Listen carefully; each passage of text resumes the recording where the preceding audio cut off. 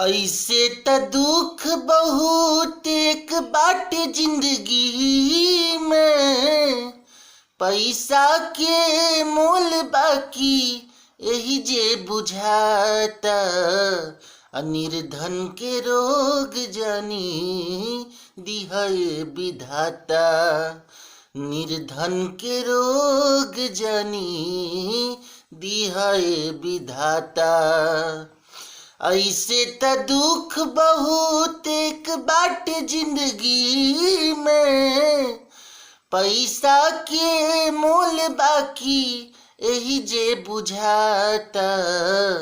निर्धन के रोग जनी दिहए विधाता, निर्धन के रोग जनी दिहए विधाता।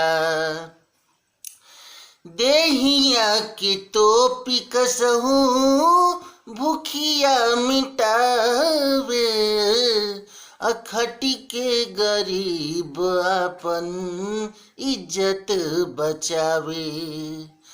देहिया के टोपी कसहूँ भूखिया मिटावे, अखटी के गरीब अपन इज्जत बचावे।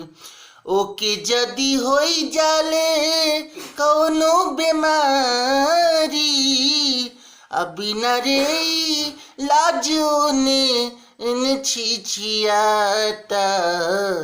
निर्धन के रोग जनी दिहए विधाता, निर्धन के रोग जनी दिहए विधाता।